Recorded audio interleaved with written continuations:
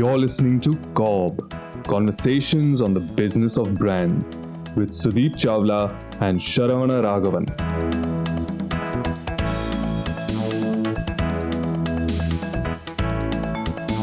Hi, and welcome to the podcast.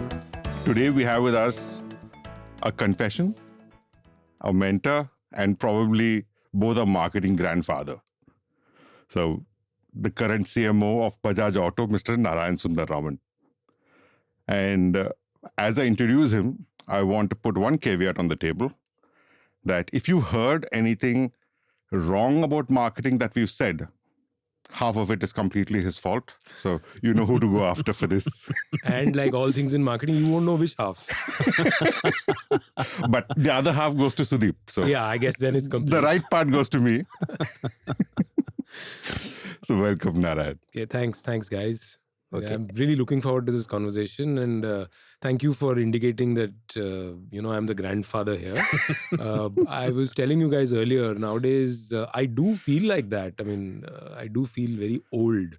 You often have new people coming into marketing, and I was having a conversation with one of them, and this person sort of let it slip that I need to go back home. It's my mom's birthday. And I was like, oh, okay, mom's birthday, good. Oh, no, it's a milestone birthday. She just turned 50. I was like, dude, okay.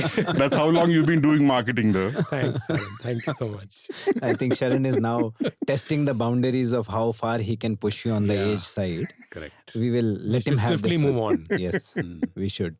Okay, excellent. So before we move further, Narayan, if you could just, for our listeners, summarize some of the stints that you've had, various things that you've done in marketing, and then we will dive deeper into some of them. Yeah, sure. So look, I've been around the block and being circles around the block for a fairly long period of time. So actually, I started my career not as a marketer. I actually started my career as a banker.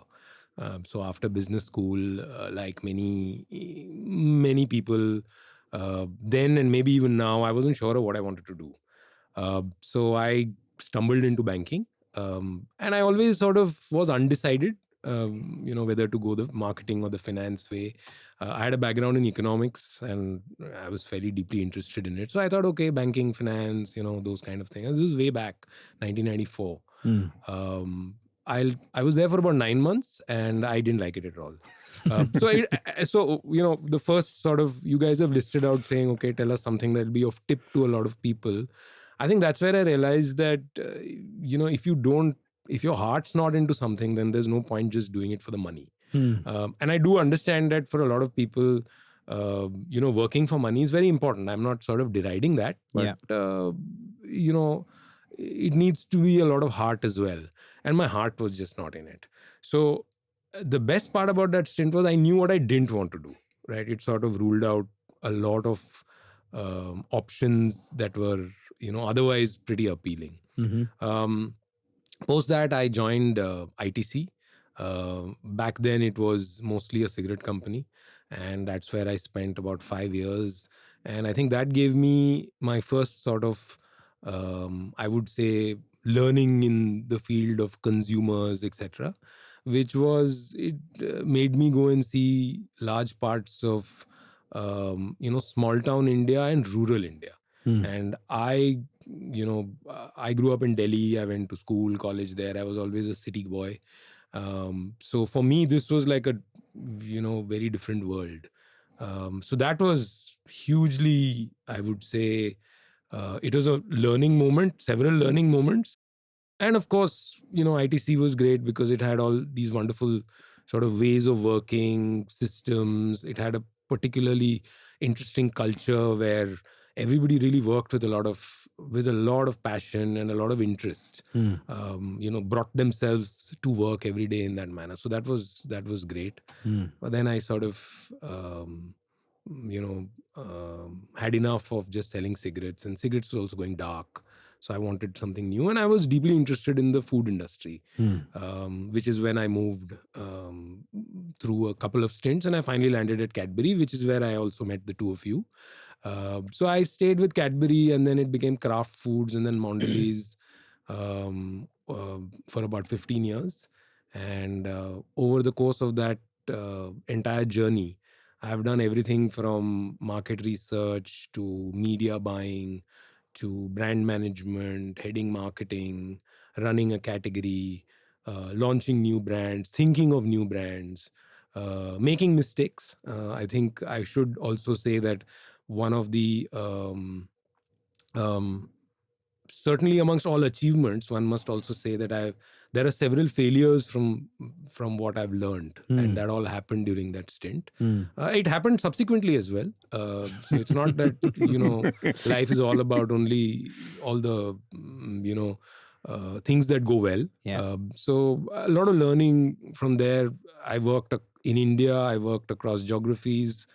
I worked across categories. I worked in different cultures. Worked in Southeast Asia. I worked in developed markets, etc. So it was a wonderfully fulfilling and stimulating journey. I left Mondelez, I think, in 2015. And then I took a break for about a year. And then I was in the world of media. I was in Star as the business head for Star Plus, which was a very exciting journey in itself, because media is, I mean, if you think consumer products are fast moving, you got to see media, right? So that's all that I would say. It was, I mean, every day, it was literally working every day, and then you start afresh.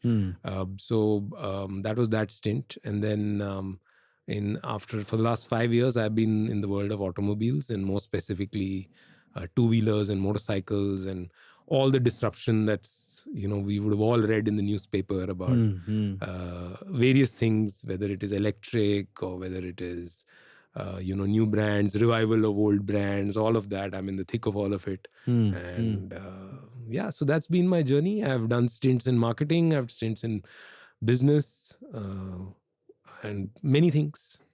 Nice. That sounds like a fairly varied experience. Grandfather, you guys said. I said, remember. I said varied. He said grandfather. I shall not forget. The reason I said varied, Narayan, was because we would want to pick up excerpts from each one of your stints and possibly draw from that experience. But to kick off the set of things that we wanted to know from you, first of it is that you've spent a fair amount of time in marketing. Yeah. And you possibly also have seen marketing evolve. I'm sure when you started, in fact, when we started also, there was nothing called digital marketing per se. And now we have seen a significant part of it. What would you recount as things which have changed significantly in marketing for the better and for the worse? Okay, that's like several questions in one. So first of all, if I just reflect back, I think marketing's always been evolving. And, as again I come back, I think you should call this the grandfather podcast, because that's stuck in my head now.